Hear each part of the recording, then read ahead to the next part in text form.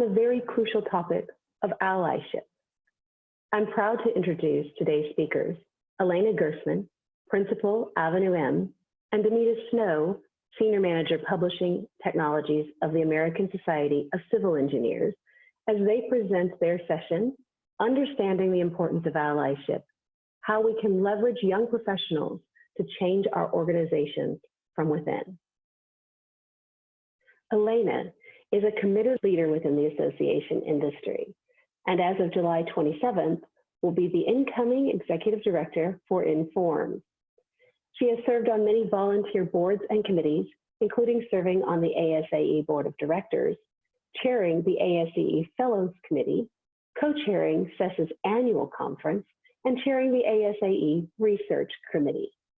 As a strategy guru, she has successfully helped boards and executive teams come together to form strategies that guide their organizations for years. Demita serves as the Senior Manager for Publishing Technologies at the American Society of Civil Engineers, ASCE, where she manages the publication content for the corporate website, as well as the Society's online library of publications, ASCE Library. She is also the chair of ASCE's Staff Diversity and Inclusion Council, a group she founded and developed within ASCE. Demita also co-chairs the Diversity, Equity, and Inclusion Committee of the Society of Scholarly Publishing, and she serves on the Education Committee and is an Excel Award judge for the Association and Media Publishing Group. CES members will recognize Demita as a co-chair for Publication SIG and as a past Access Committee member. Elena and Demita, thank you so much for leading the discussion on this very significant topic. Good morning, everyone. My name is Demita Snow. Elena and I are happy to present today's presentation on understanding the importance of allyship. How can we leverage young professionals to change our organizations from within? Let's jump right in. These are pictures of my family. What do you think? Believe it or not, we are just like any other family, but we are other by assumptions that we have no control over. On my left is my high school graduation picture from many years ago. My husband has owned his own business twice. We have two sons.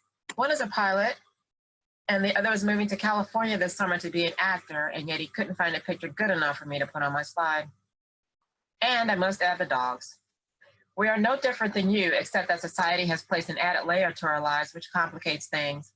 We work hard, and yet systemic, environmental, and institutional racism has added a dimension to the lives of people that look like us, and we deal with it daily.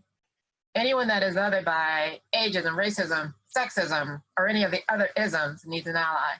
Those in positions of power should feel a sense of responsibility to be an ally to those that don't have that same privilege or that same power. We can all be allies to other groups. The famous author Roxane Gay said that your problem is my problem and my problem is your problem. I agree. Until the issues related to the isms are resolved, it is only then that we can all move forward equally. Elena and I will talk about the definition of allyship and how CES organizations must use allyship to engage their members as well as their staff. During today's presentation, you will also hear from early career professionals on their allyship journey. Elena, please introduce yourself. Great. What a beautiful family. So here's a picture of my mom and me as a baby, first grade, my high school graduation picture. And here's another photo from just a few years ago. It shows you my wife on the left, me, my son, my daughter. So what do these tell you? Well, they should tell you that I have enough stability in my life to have photos from my whole life. They tell you I'm white, that I'm a woman, that I'm a parent, I'm a lesbian. But what don't these photos tell you? Do they tell you that when I was young, my family was on welfare and food stamps?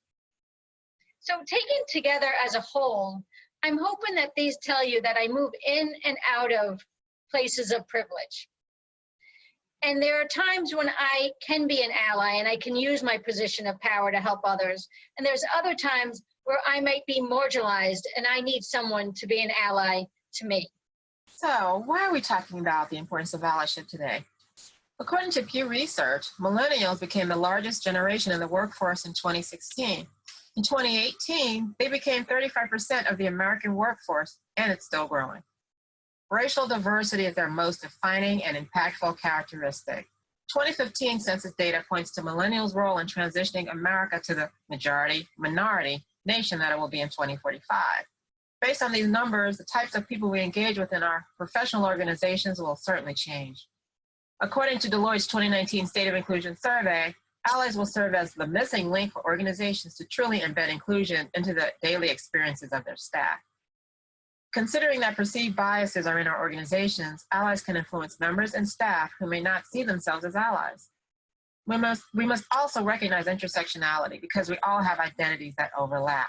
Early career professionals feel strongly that workplace bias is unacceptable. Make no mistake, bias exists because we are human.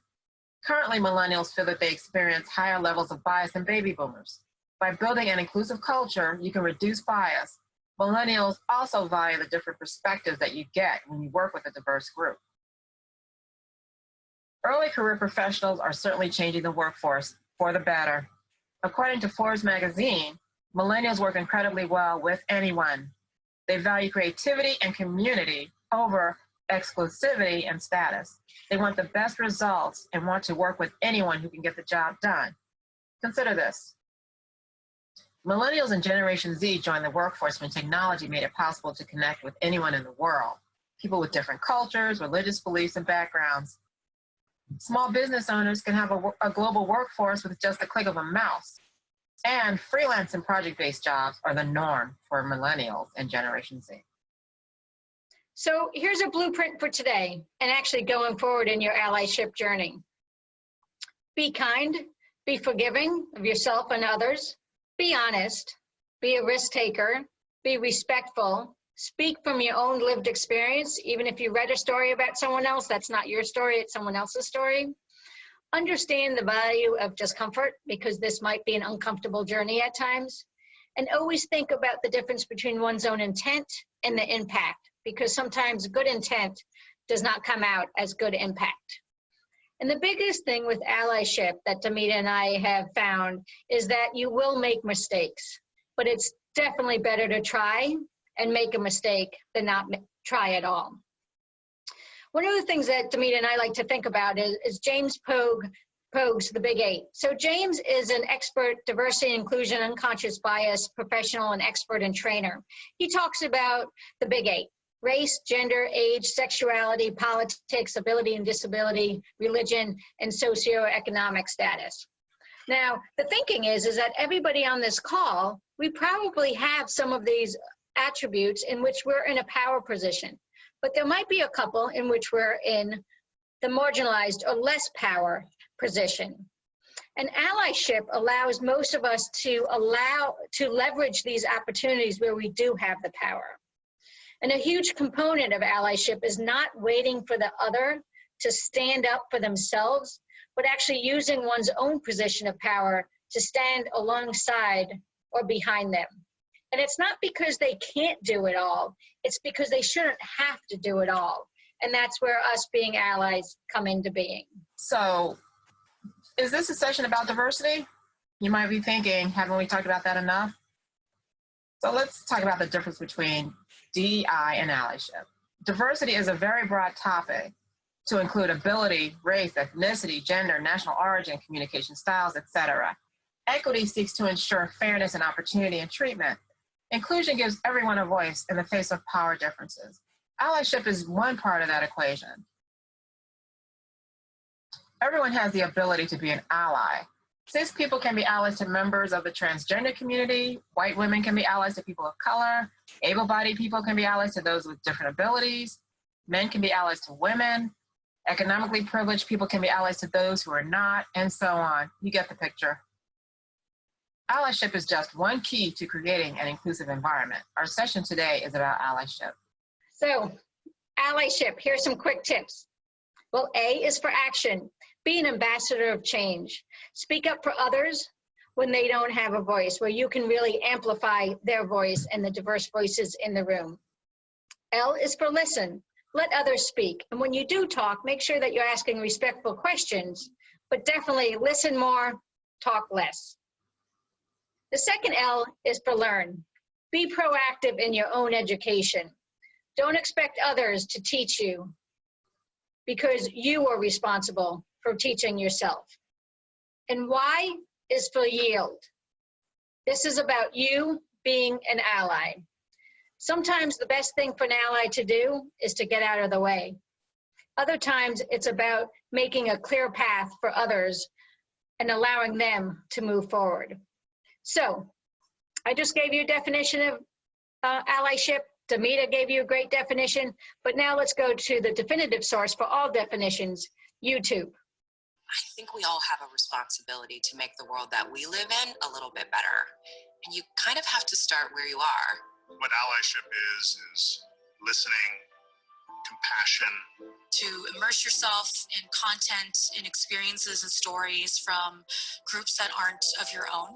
Anybody who sees something that isn't quite right can become an ally and help their colleagues. When you've been through a struggle that hurt you for such a long time, I think you have this endless energy to give to others. Anyone can be an ally, and everyone can use an ally, and you can use your privilege in the moment to extend that privilege to someone else. I think this is what makes us human, to help others and to be empathetic. We're all learning. We're all learning. E tá todo mundo aprendendo. Mabad. Together Juntos. is one company. We can all be allies. We can all be allies. I love that video. It's in our resources document, but more on that later from Elena. Ally is a verb, not a noun. Because you were an ally once does not mean that you're an ally for life. For example, it's great that you called someone out on a sexist joke in the past, but remember that you must keep being an ally. Keep speaking up. I must also mention performative allyship. Performative allyship is when you say that you support groups unlike yourself, but you only say that to garner praise. You really don't do anything to support other groups. You don't speak up for those without power in meetings. You don't volunteer for organizations that support underrepresented or marginalized communities. But I have a challenge for you. Educate yourself on a topic that is important to other groups because you really want to know more about that topic, not because you want to be able to tell others how much you know about that topic. Please know that being an ally is an ongoing process. If you stumble, don't worry about it. Apologize and keep it moving. I love that idea of performative allyship, that we have to actually walk the walk and be serious and authentic. So we're going to go into our panel now, our early career panelists. Will introduce themselves in a second. Just a quick thing, just as a reminder that the views expressed by the panelists and also by Damita and me, they represent our own personal views. We're not here representing our employers or the associations that we're affiliated with. Let's jump to the panel. Albert, can you go ahead and introduce yourself, please? How you guys doing? I'm Albert Woody. I'm currently a mechanical engineer. I attended Lehigh University, got my undergraduate in bioengineering, and I received my master's in mechanical engineering. I have experience pretty much in the building science realm, where I do HVAC design. I'm a part of ASHRAE and the NSBE Baltimore Professional Chapter. And I'm a big sports fan. And on my free time, I like giving back to kids by mentoring them in mathematics. And that's pretty much me. Excellent. Thanks, Albert. Welcome. Can you just remind everybody what NSBE stands for? NSBE is the National Society for Black Engineers. Great. Thank you, Albert. Catherine, can you introduce yourself, please? Hi, my name is Catherine Martzoff. I'm located in Philadelphia. I graduated from Temple University with a BS in Environmental Engineering. I'm currently specializing in brownfields remediation, and I currently am the co-founder and the chair for He for SWE. That's He for Society of Women Engineers. That's an affinity group at the society level of SWE. And I look forward to being involved in Environmental Water Resources Institute and American Society of Civil Engineers. I'm also a young Latina in engineering, so I feel like allyship, along with my experience with He for SWE, is a very big word, and it's very important, and I feel like I can speak to it in this panel. Thank you for having me. Welcome. So, Catherine, He for She is all about allyship then, right? I mean, in terms of what it is? Yes, He for She was actually the United Nations version. Oh, He for SWE. Yes, so He for Swe is for Society of Women Engineers. It's just for underrepresented genders. So it's for women, for trans women, for everyone basically, to support those who are underrepresented in engineering. Great. Thank you, Catherine. Elizabeth, can you introduce yourself? Absolutely. My name is Elizabeth Clark, and I am a sensory scientist at McCormick & Company. My background is that I am a food scientist by training. I got my bachelor's and my master's at Kansas State University, so go Cats. And then I finished up my PhD actually just this February, and graduated this spring from Virginia Tech. So go Hokies, love them too. So started my career at McCormick here back in January, and I've been heavily involved in the food science realm since I was a student. I got involved in my professional organization for food science, which is the Institute of Food Technologists.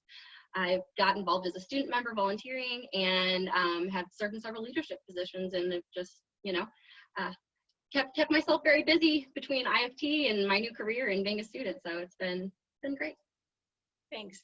Hey, Demita, we did a pretty good job with this panel. I mean, if you think about it, they're representing about 8 or 10 different associations that are CES groups. I agree. Really impressive. I agree. Welcome, everyone. Thank you for being here today.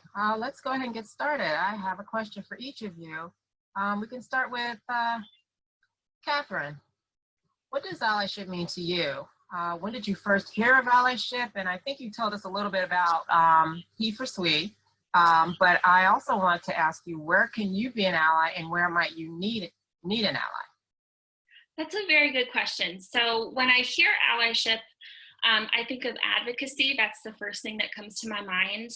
And I think when you're a young professional, it's very difficult to be an advocate and an ally, but I think it's very easily possible. So when you are a young professional, you might not have as much experience as the older people at your firm, or you might not have more experience than, let's say, a student that had a lot of internships, but you certainly have more experience than the students who are currently in school in K through 12. So that's the first step I think that I can take to be an ally. Another step I have taken is starting the He for Swe affinity group, where I just support others while they try to become allies. So you don't have to be yourself, even if you're a young professional, experienced to be an ally and advocate for others. And in particular, I can just speak to my own experience. I first came to the conclusion of allyship being important when I was in college, and I was in classes with a ton of men and not very many women. And I just felt like I needed an ally, and I needed someone who could speak up for me when no one would listen to me. So that's when I first came to the conclusion that allyship is actually incredibly important. And that's what I would say to anyone looking to be an ally or anyone who needs an ally. All right, thank you, Catherine.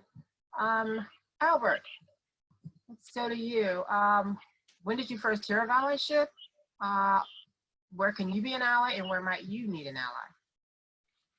So my definition, I guess, of allyship would be like an act of humanitarianism where like an individual or individuals can empathize, and take action in supporting the advancement of a marginalized group. Honestly, the first time I heard about it was, I'd say, about a couple of weeks ago, with everything going on in society, with everything going on with Floyd, Ahmaud Arbery, and the fact that people in position of power, not just, I'd say, the African-American community, but others are speaking up to enhance like social justice to make things equal for all. So honestly, that's the first time I heard of allyship, but it's been experienced in my life. I would say I can be an ally to individuals by using the knowledge that I have. I enjoy math, and I don't mind tutoring individual students, who may have that problem in mathematics and may not be seeking the attention from, their educators, especially right now with everything going virtual. It's easy for kids to kind of get lost, and I'm finding that the opportunity for me to use my talents to go and help those is more prevalent than ever. So that's just me using my power to help a marginalized group, any students or whoever that may need the assistance. And on the flip side, I've had allyship shown to me. To be honest with you, I guess about a month and a half, I've been searching for a job, and I've had connections and mentors that I've had throughout my career who've been able to reach out and send my resume to different places, and it's been helpful and supporting. So that's where allyship has come into play in my life, on both sides of the field, and that's my definition really of allyship. Thank you, Albert. And let's move on to Elizabeth. Same question. When did you first hear of allyship? Where can you be an ally, and where might you need an ally? Absolutely. So I think my fellow panelists here have kind of prefaced my answer a little bit about, I think, my definition of allyship, which I love alliteration. So for me, allyship is all about kind of what Albert's mentioned about awareness. You know, I think having some cognizance both of yourself, what sort of privilege and power and perspective you might see. I'm doing other thing with the alliterations, but what sort of things you might have. And also kind of what Catherine was mentioning, advocacy and action. Really, I think allyship is those two things, having awareness of where you're at and where other people are situated. And then also, you know, taking a step to use whatever power and positions you might have to leverage those to really help others to succeed in the various contexts you might find yourself. I think the first time I ever encountered allyship and the concept of it was really later on in my college career. I mentioned that I had got involved with the Institute of Food Technologists as a student.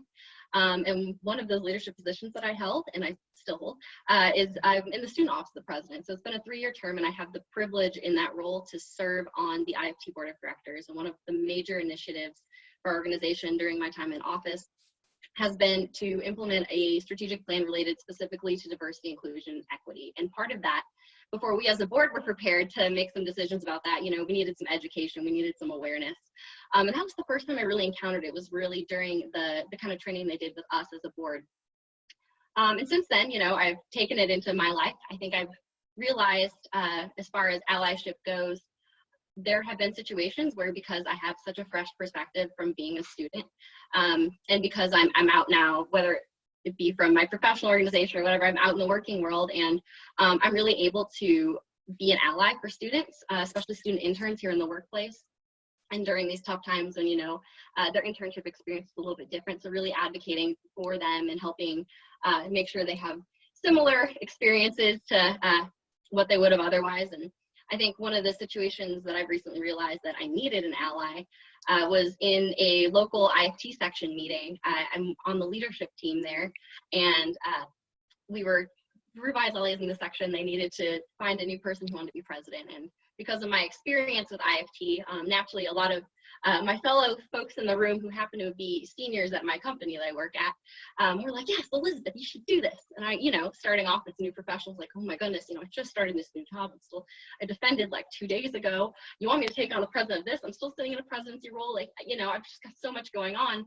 And you know, it was pretty intimidating when I got folks in the room who were principal scientists at my organization. And, you know, I didn't want to, looked like I wasn't capable of doing things in front of them, but thankfully I had one of my mentors who was fairly seasoned in the IFT organization. He spoke up on my behalf, and he was like, "Hey guys, I know we love Elizabeth. I know she's very capable, but you know, she's just starting off in her career. I think we need to remember, you know, she's going to need some time to adjust and really find herself before we keep loading this on her." So that was a situation I found I was very appreciative to have an ally in the room. I have, I guess, a similar experience in terms of like the leadership pipeline for diverse leaders and inclusion. I think that's so important to note because for these extracurricular organizations, a lot of the time we can be on nominating committees. For a local engineering organization, I'm a secretary for Engineers Club of Philadelphia, and we were going through our nominating process. And everyone was thinking of these talented people, but none of them were women. None of them were women of color. None of them were people of color, men of color. So I was like kind of nervous to speak up and say something because I was so young, and I just didn't want to say anything that would I guess, confront other people in the organization on the nominating committee. But it is important when you're an ally to maybe speak up during nominating for leaders and to speak up for the young women in the room or the young people of color in the room. And that's another part of allyship that I forgot to mention. So I'm so glad Elizabeth brought that up. But that's another way to be an ally that I think we both have highlighted that a lot of us can take away from this panel today. Excellent. Thank you. So actually, let me ask a question about SES organizations. So that's, scientists and engineering societies that are in the audience today. Many of them are focused on what we call early career professionals, younger professionals, younger scientists and engineers, usually in the first 10 to 15 years outside after schooling. Why do you all think that allyship is important to the professional associations, that professional associations need to pay attention to allyship? Anybody want to go first? I think Catherine kind of hit it on the head, when she was explaining how when they did the nominations, there weren't really any African Americans or women or Latinas. I think understanding, I was on a panelist with you, Elena, a while back, and I know the lady there was a woman there who put up a graph that talked about, the baby boomer generation and how there's a shift that for the first time there's 3 different generations in the workplace: millennials, Gen Xers, and baby boomers, and how the paradigm shift is soon going to be millennial driven. I think it's important for the organizations to understand that these are the future leaders that will be in that for, regardless of whether or not it happens immediately, but they will soon have to take the helm. And I think it's important for organizations to recognize that and start being a little bit more proactive about the landscape of how they want their organization to be and to attack certain issues and disparities that they should be identifying on how to bring about not just a diverse group, but also making sure you have individuals within the organization who can be allies to those to get them to the leadership roles that they need to be, or at least helping to foster that. Yeah, I think very well said, Albert. In that vein, I think you nailed it. Young professionals, new career professionals, early career professionals, they're the future of the organization, and they're the lifeblood of where things are going. And so it's important to help those folks, especially at that stage, feel like they have folks who are there, who are, advocating on their behalf, who are aware of their situation, their struggles, their unique, perspectives they're going to be bringing in to the organization, and really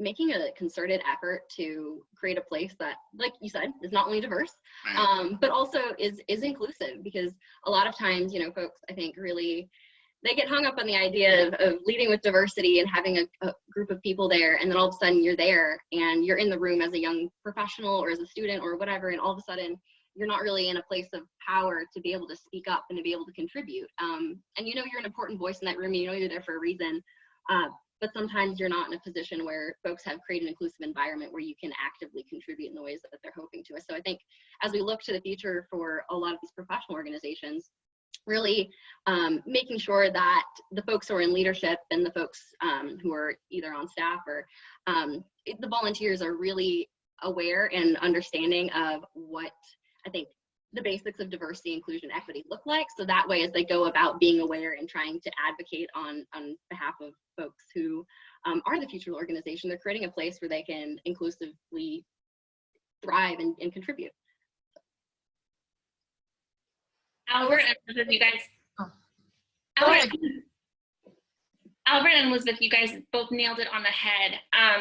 Another portion to the conversation that might be helpful for people with more experience when they hear what we're saying might be, having diverse teams, not just as, supporting the future, but it's diversity of thought that can really make a really unique, good solution that probably the same people in the same room over and over again probably haven't thought of. For example, there are a lot of young kids right now that have toys, and they put it up to their ear as if it's a cell phone, And I didn't do that when I was a kid because we didn't have cell phones. And that speaks a lot to the changing environment that a lot of young professionals have, and in different socioeconomic backgrounds, that those could all look different.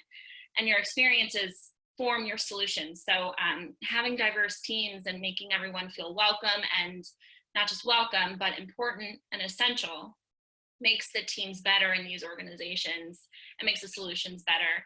I remember when AutoCAD first came out, a lot of the older, more senior engineers had difficult time keeping up with it because they were so used to one way of doing things. And it was the younger students who learned this in college who could teach them and could, I guess, the roles were flipped for them, could actually mentor those older senior engineers who didn't quite understand. So that's another portion of diverse teams. It's not just the future, it's actually just making everything better. It's just improving everything when you include everyone.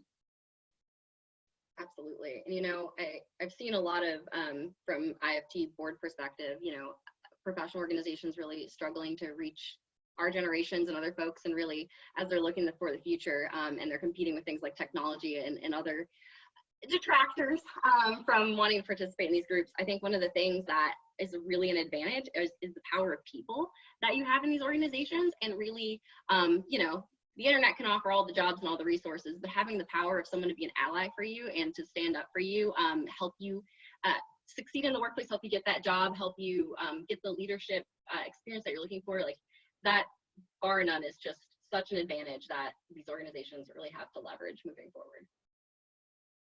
Actually, to build on that, Elizabeth, do you think, and this is for all of you, if you're looking at a professional association, do you think that you would be more attracted to ones that are actually going out there doing allyship, or would it not matter what they're doing in terms of allyship or diversity and inclusion? I would, to be honest with you. I mean, the organizations, to me, they become more reputable. On behalf of, it just tells me that organizations that's willing to promote allyship essentially means, you know, that they're willing to use whatever power they have, their network or whomever, to pretty much enhance the lives of whatever community or local, you know, affinity group that they're in. And I think naturally what can happen is that you'll see that our organization become diverse.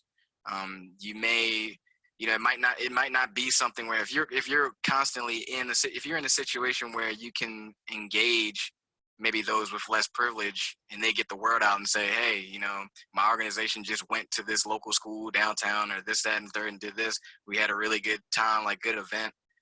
The word can get out and spread, and you can tell someone else, and the next thing you know, they're coming, and different people are coming. That's just a way to get the word of mouth. And you know, me personally, I think that makes your organization, you know, worthwhile joining, to have a mission, me personally. So everybody joins organizations for different reasons, but for me, that would be it.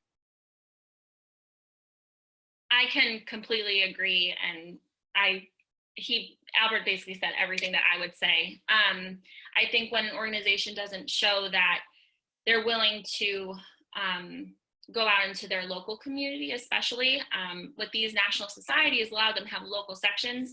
If there are local sections, like say in Philadelphia, and they go to the main line or kind of the more wealthy areas to do outreach, where those public schools actually have the allocated funds and science teachers and all these other things to do that, we should be doing outreach in, let's say, North Philadelphia, or in the Philadelphia school district, where the funds are really suffering.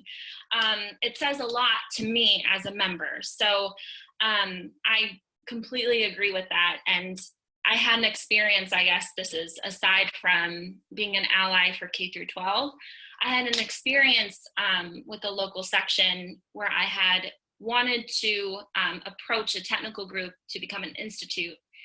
And it slowly but surely became very aware that I was the only young Latina in the room, and I was spoken to in a certain way that made me really aware that I was the only young Latina in the room.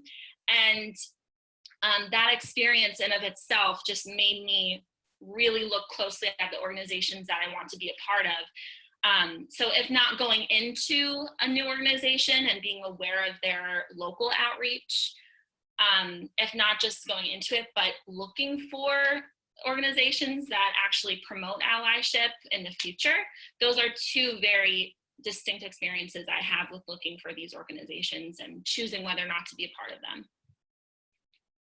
Absolutely, I completely agree, Catherine. And even when I was looking at jobs and looking at companies I wanted to work for, one of the major things that you want to be able to see is like, can I find a home here? Can I find a place? Am I going to be able to engage in this community? And it's one of the factors that I, as an early career professional, I'm weighing as I'm evaluating where I want to start and make my career. You can certainly bet that's something I am interested in wanting to see in professional associations and societies and organizations that I can be a part of. Those things are equally, at least for me, have been equally important and a very integral part of my life and my development. And so, you can bet that that's something that if they're working towards it, I am certainly more interested, and it says a lot about, I think, where they're trying to go moving forward. So it's important. I'm going to say one more quick thing about this. So back in 2018, 2019, I remember the NSBE Baltimore Professionals chapter, we had a back to school event where pretty much the board members and people of the local community, we went to we were at the National Great Blacks and Wax Museum downtown in Baltimore, but we gave pretty much school kids like right down there on North Avenue, I remember I bought a bunch of calculators, just a bunch of back to school supplies that we gave them, and the people came and it was notified like on Eventbrite, and we spread the word. But from an allyship standpoint, I get that looking back at this, I get like it was mainly us and the board members and a lot of African Americans doing it. But from an allyship standpoint, it would have been nice like if we would have had another support group. Maybe we had a sponsorship by, maybe a company to help aid in more donations. So, the organizations, I know those on the front lines can only do so much. So I guess a task for the big organizations like NSBE or ASHRAE is to make sure that they reach out to a larger network to make sure when we have these events that there's more than just us doing the legwork and there's more support going into that. So that's just one example that I remembered, and it was a great event. But I think when we're speaking about allyship, it would have been nice if there was, someone else who funded over top, another company or corporation that got involved in addition to that. So I have a question for you to that point. So a lot of organizations are early in the allyship journey, and would it be a deterrent to any of you to help them move it along? Now, Albert, you said something about the event that you had at the Blacks and Wax Museum. Well, I guess I'm asking you, would it be a problem for you to say, hey, you know what, this is a great event, but maybe we should have done A, B, or C? Would you be comfortable doing that? Or would you at the time, it's funny, this is hindsight, and now the whole allyship is coming in. Yes, I guess now looking back, you think about it and say, man, the event could have been bigger. Maybe we could have reached, more than this if we would have had, more to give besides ourselves. So I'm not saying it wasn't a good thing, but at the same time, it could have been elevated. It could have touched, I guess, more kids. So yeah. Well, that's what I was saying. We can actually talk, I think, for another 5 hours, but we are running out of time. So I'm going to just ask, we'll go in the reverse order of our intro. So Elizabeth, Catherine, and then Albert, if you could just really quickly just tell us what do you want to tell the organizations that are leading the way in terms of science and engineering? Any final thoughts? I think final thoughts are you are positioned to really lead the way here, where a lot of other organizations, whether it be in industry, academia, government, where they're not. You have a diverse group of people who, are powered by similar passions. I mean, Albert just even mentioning tonight that, I'm working for McCormick and Company. I'm right outside the Baltimore area. I just moved here. he's in a completely different STEM organization. And, you know, him just saying, it would have been nice to have someone else there. I'm like, man, IFT, we have our fraction here. I'm like, why haven't we collaborated to do one of these events together? Like, it's so neat that, especially like here in Seth, you all are connected together and have this network, and you can really help if you all are passionate and all are trying to promote allyship and diversity, inclusion, equity in your organizations. One of the fantastic ways you can help do that is through connecting your people who are in local geographic areas, so we can all support each other in what we're doing. And I think by doing that, we're going to be able to really move the needle forward on allyship and diversity, inclusion, equity as far as what it looks like in STEM organizations. Catherine? Yes, so I guess my answer to that, just, and not to beat a dead horse, I guess, it's thank you. I think the organizations that are leading the way, I think they're starting to do a good job at realizing intersectionality. So whether that be women of color, or men of color, transgender, anything like that, I think thank you for doing a good job. For example, SWE just started asking everyone, the leaders in the organizations, to list their pronouns after their name, and just small things like that. And at conferences, having gender neutral bathrooms, stuff like that. ASCE, for example, having members of Society for Advancing Inclusive Culture. Those efforts just in all these organizations that are leading the way are really appreciative from all of the younger members and even the more senior members, because it really does make for a welcoming environment, and it really does make for a solution-driven environment. So I guess I would say thank you to all of the organizations that are recognizing intersectionality and trying to make more allies of their members. Thank you. Albert, close us off. I guess I would have to say, I've been fortunate to be a part of NSBE and ASHRAE. And I know this is this is a unique topic. I wouldn't say it's a tough topic. It's unique. It's new. But I know that, like Elizabeth said, making sure, now that I know that she's an IFT, I'm in NSBE, being able to collaborate, having the same like-minded individuals in your organizations to start bringing together a coalition of individuals who are ready to attack allyship in their local communities is a big thing. And all the CES organizations will be a part of the process. And I guess I'm looking forward to seeing what happens next. So. Excellent. So on that, we're actually going to go to live Q&A. So for folks in the live audience, you can start asking questions in the chat, and also to our panelists via Zoom.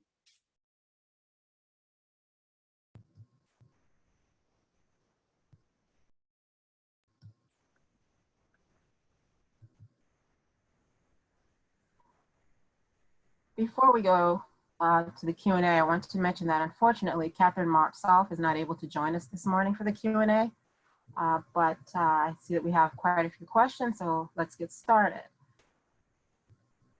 This is for the panel. Do you have suggestions on how someone can increase their own awareness of the issues affecting marginalized communities? Albert, Elizabeth?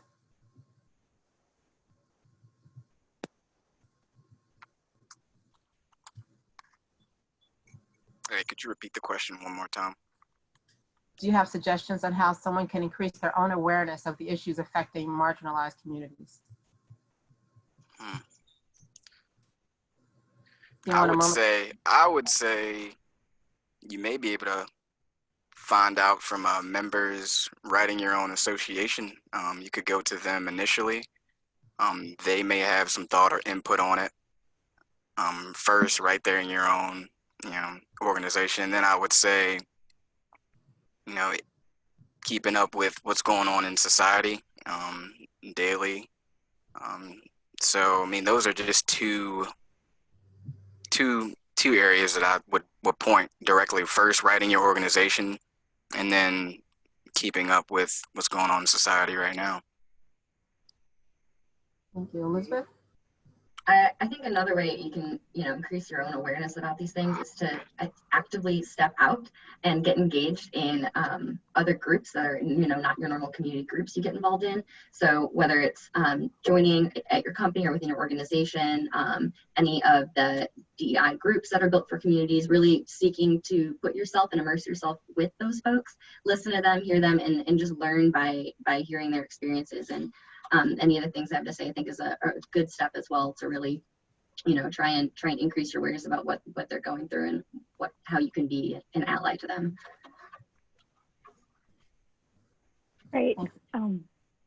I just want to comment on some of the comments happening in the comments, which is saying that we're in good hands if you guys are representative of, the next generation. So thank you all.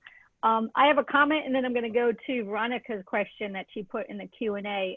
One comment was Catherine mentioned in the panel about using pronouns in your signature, in your email signature. To me, that is like one of the classic examples of an ally, what an ally could do. Because imagine if the only people putting their pronouns or the signatures are people that weren't cisgender. So the fact that, for me, I'm cisgender, so I'm doing it to be an ally. So people aren't on an island by themselves. So just a quick comment listening to the panel. So let's go to Veronica's question. I have an answer, but I'm going to ask Elizabeth, Albert, and Demita if you have thoughts before I chime in, which is, Veronica, you mentioned, what happens when an organization, you have leaders, especially the volunteer leaders, who are trying to be allies, but they're not doing a good job. And one of the things we mentioned is you're going to make mistakes. Just try is better than not. But what about people who try and actually could be making the problem worse? So I think that's the question, Veronica. You can correct me if I'm wrong, but questions for the panelists. What do you think about that? How do you help the volunteer leaders do it right? I think the first thing about mistakes is just, they're good because they're opportunities to learn and educate. And, with that in mind, I think if organizations, especially the leadership and the volunteers, have been actively communicating their intent that they are seeking to create a diverse, inclusive, and equitable situation for their members, I think if they've been actively communicating that and being transparent about the intent, it promotes other folks to step up when a mistake is being made. And really step in to try and correct, because they see that the intent is there, folks are trying to make a difference, but they may not have the right tools or be equipped to do that. And so I think the more you can communicate it, the more folks are going to feel comfortable stepping up. That does mean within organizations, you have to have some sort of channel or form or way for folks to be able to reach out. They need some sort of way that they can feel free to communicate with individuals, whether anonymously or being identified, that something's happening that's making them uncomfortable, and that they want to make sure that it's changed for the better. Yeah, I would say maybe use another organization, someone, I wouldn't say try to reinvent the wheel. There may be an organization or a group or membership that has done this the right way and has gotten a positive response. And I would say ask them questions on how they were able to implement their plan and what their strategy was, and give it a shot and see how that works. So that's personally what I would do. Reach out. And as I've said before, they could already be members. Now, this person mentioned that what if individuals in your organization aren't doing this the right way? Well, maybe, I believe in the panel, we spoke about how, I'm an affiliate member of NSBE and Elizabeth is with IFT.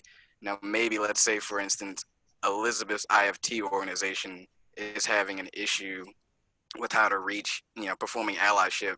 And I gave a similar example about the Great Blacks in Wax Museum, of how we were kind of able to utilize that for a certain situation. Now maybe she could use, my example and, use that to her advantage and try to implement the same strategy for the individuals that she's trying to reach.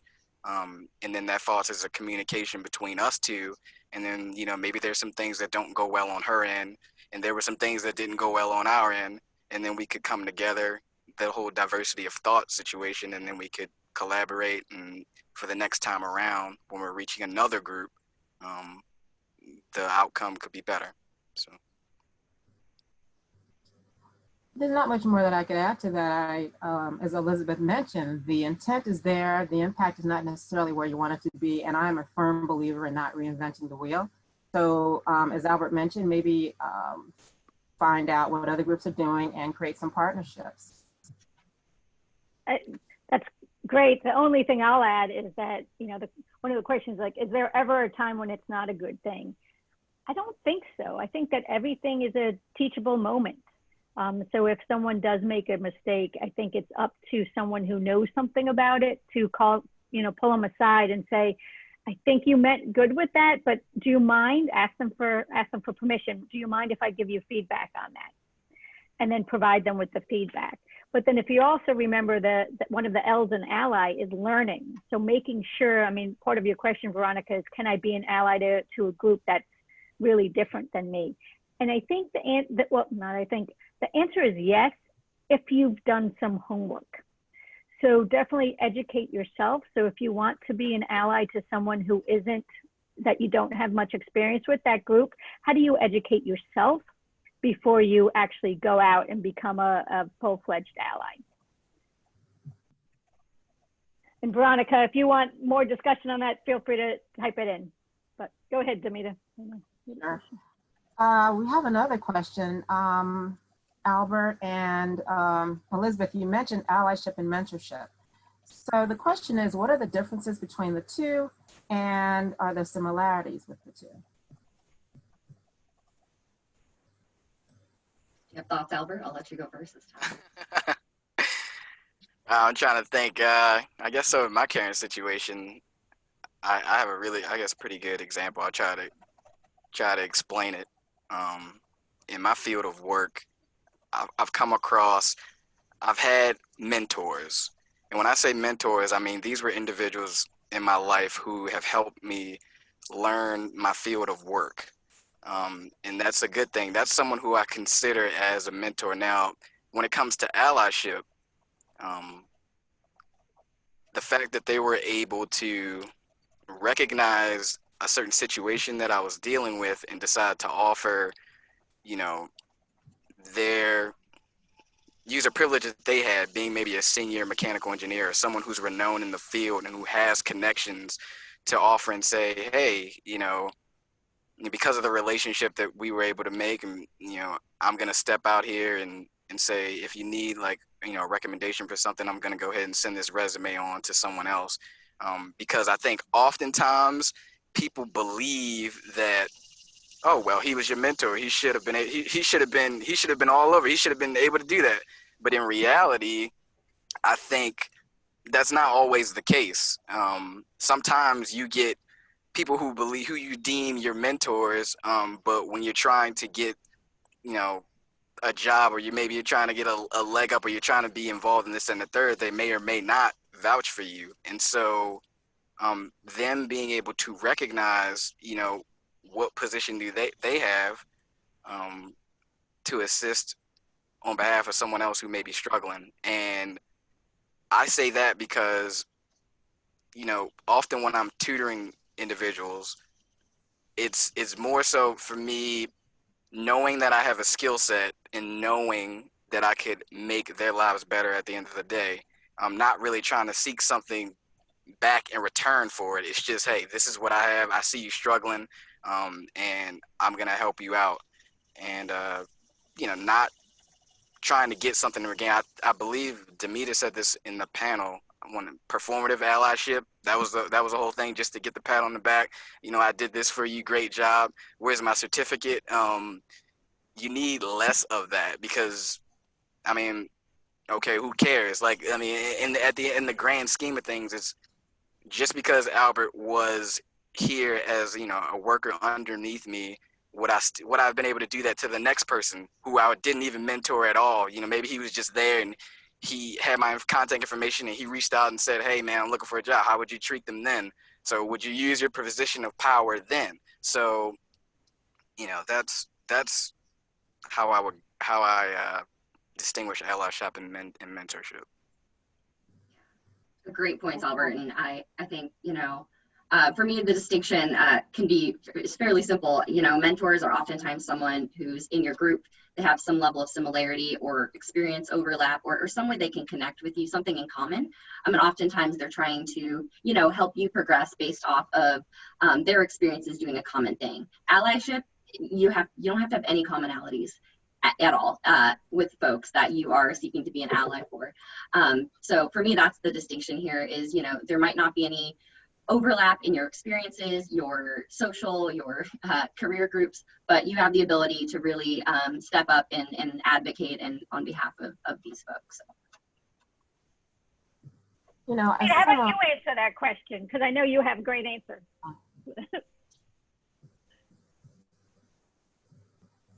I didn't hear you, Elena. Oh, sorry. Can you answer that? Because I know that Sure. you have a great answer. So, you know, I sum it up. As a mentor, someone you seek advice and counsel from, and an ally is someone who would use their privilege to advance someone from a marginalized group or a cause related to a marginalized group. For me, that's that's the definition for me in a nutshell. Fantastic. So one of the questions that came up that Rachel asked, and Elizabeth, I noticed that you answered it, was about, you know, that we shouldn't require people to, you know, to pronounce their pronouns, to announce their pronouns. I think the takeaway for that question, which I think is a great question, is, you know, and Albert and actually I think everybody mentioned this, you just have to be authentic. So when you're being authentic, you can't make things required. It has to be what people are feeling, what they're thinking, what they feel educated upon. So it should be encouraged, or one can also make their own decision. It doesn't even have to be encouraged, just allowed. But anything, Elizabeth and Albert, in terms of performative versus authentic, anything else to add there that could be helpful to the CES organization?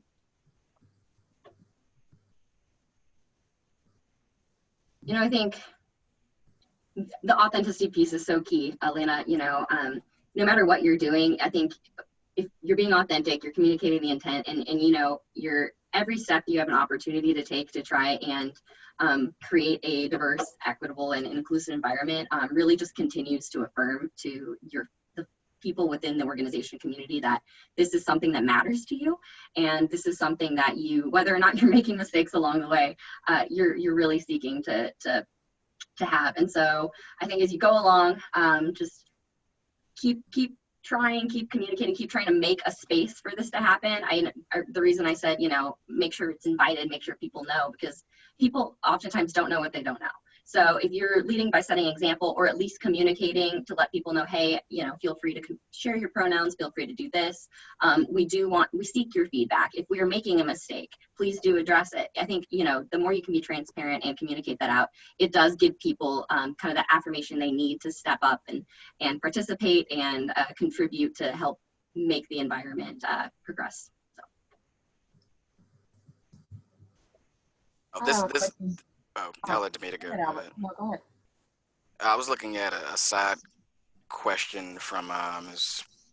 Brenda Rivera, and her question was, how do I, as an older Latina, get recognized in a small organization with no other Latin representation? I think that's a really good question, and I guess for me, I would say try to have that conversation with maybe the leadership that is, you know, what this organization is about, and maybe have like a statement in regards to, hey, I'm a Latina in this organization, and I want to be a part of this organization, but I see maybe a disparity with this certain group, and I would like our organization to maybe start attacking these disparities, and I have like a plan of action, or I have some things that I would like for the organization to get started, and maybe if I had the help of some other individuals here, we could start the conversation. So that if I was in your position, I know you said, I know this, it says as an older Latina, but keeping the age portion out of it. The fact that there's no other Latins represented is making it probably difficult for you to kind of get your voice across. And I would say go right to your leadership, because this will tell you right then and there about the organization that you're in, or whatever the organization that you're trying to start up. Because if this organization is serious and about attacking allyship, they would have that diversity of thought that someone else pointed out in the Zoom webinar chat, and that's like the first step. So that's what I would do. Absolutely, and I think, you know, maybe keep your eyes out for other folks in your organization who also might be having similar experiences. I think oftentimes we sit here and we forget to think about looking around the room and seeing who's there, and you know, it's easy to see who's there, and also, you know, think about who's not there, and taking that in perspective, finding others who might also be looking for a chance to have community and want to speak up and want to have that recognition. So finding them, aligning yourself with them, and maybe coming together as a group and saying, hey, we would really like to see more of this happening for our various communities or our various groups that you know, would like to see some more support. So. You know, as we all know, there's power in numbers. And when I was forming the D&I Council at ASCE, you know, I felt as though I was one person on an island. I thought it was a really good idea, but what I ended up doing was reaching out to other staff and realizing that there were allies out there that I just did not know about. And once I started talking about it, other people would talk to other staff members and like, oh yeah, you know, these are the thoughts that I had and I was thinking about it too. And I think that we could all work together and present this information to the leadership. And that's exactly what we did. We worked together as a group. I found allies that I did not know existed. And again, we presented the information to our leadership, and we've been rocking along since then. It's been about 5 years. So I would definitely say, I would echo what Elizabeth and Albert have said, which is reach out to other staff members. You'd be surprised at what you hear. And the other side of reaching out is, if you are an ally, make it known. Like if people might have a stereotype about you. If they know a few things about you, they might not think you're a type of person to be an ally for their marginalized group. But if you are, be vocal about it. Share stories about people in your family. I'll talk from my point of view, you know, as being someone who's gay. Sometimes people just drop hints to me because they want me to know they're an ally. Like, oh, they were just at their niece's wedding and she and her bride looked great, or something like that, to actually get out there to say, hey, I'm an ally. And that goes a long way if it's not done in a performative way, right? So we talked about it, but to be authentic. Absolutely. So there's go ahead.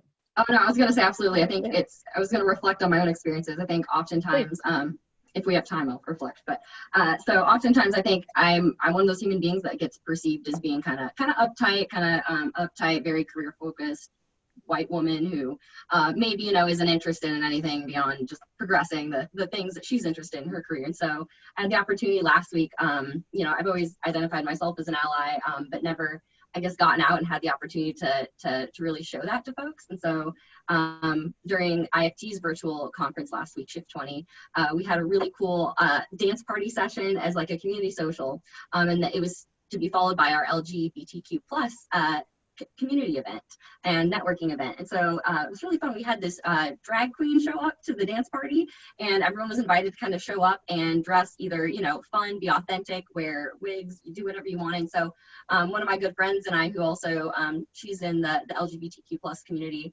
she's like, Elizabeth, do you want to dress in drag together and show up to this dance party and, you know, like identify ourselves as like, you know, we're here and we're happy to be authentically ourselves. So I had the opportunity to do that last week, and it was really funny because I had folks who had known me in the IFT community, and some of my fellow students actually messaging me privately and being like, Elizabeth, I had no idea that you were like an ally and a supporter, and girl, you look good in drag. And like, you know, it was a lot of fun. And it was one of those moments where someone had said, you know, I never realized that you were one of those people who would have been there for me and help advocate for me. And, you know, it was so good seeing you there and knowing that now that you're here. So it was kind of cool.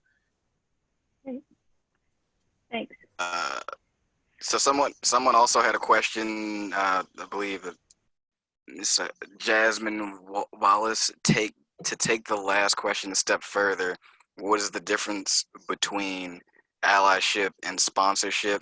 They sound very similar, almost interchangeable.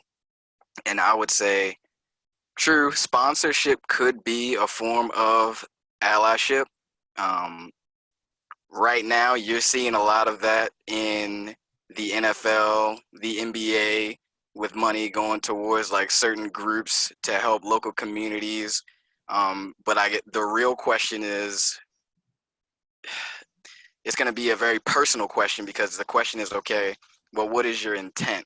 Did you do it because now society's deeming that, well, you should have done this before, and now we gotta, put the Band-Aid on the wound, or, are you doing it because it's the right thing to do? And I mean, this is why allyship, I believe, is it's something that's supposed to speak to the heart, more so than it's supposed to speak to, the whole recognition piece. And so as long as you're doing it, with the right intent and the right purpose, I don't see anything wrong with sponsorship.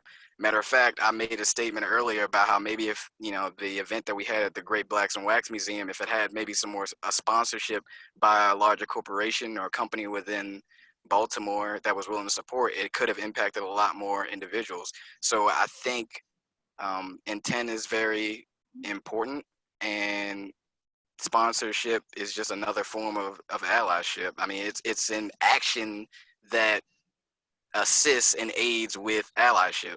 So that's what I would say.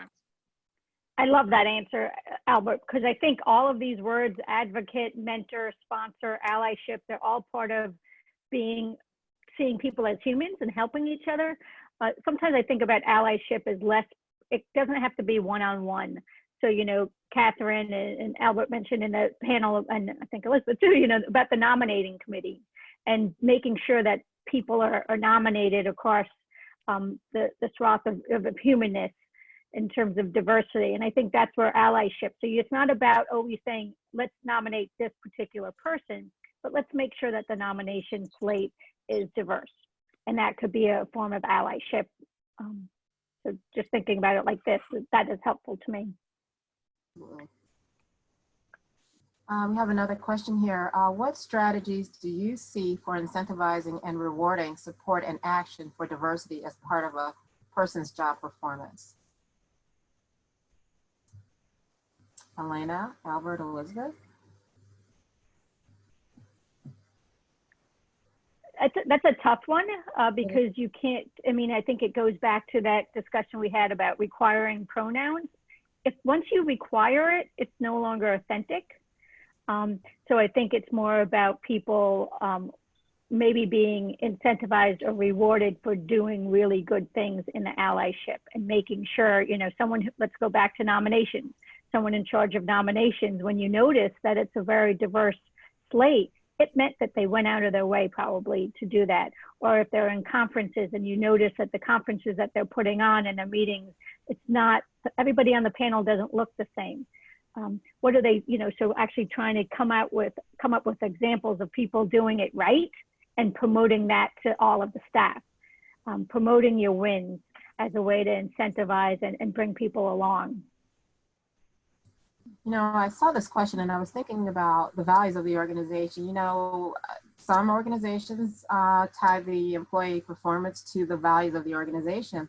And you could always amend, I would think, the values of an organization. But those are my thoughts, and I'm not an ED of any organizations, but I'm just expressing my view.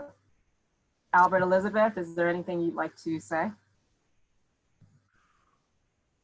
No, I think it's not necessarily incentivizing or rewarding, but I think, if you're in an organization, at least creating opportunities and space and like making it okay for people to pursue these things is one way you promote it.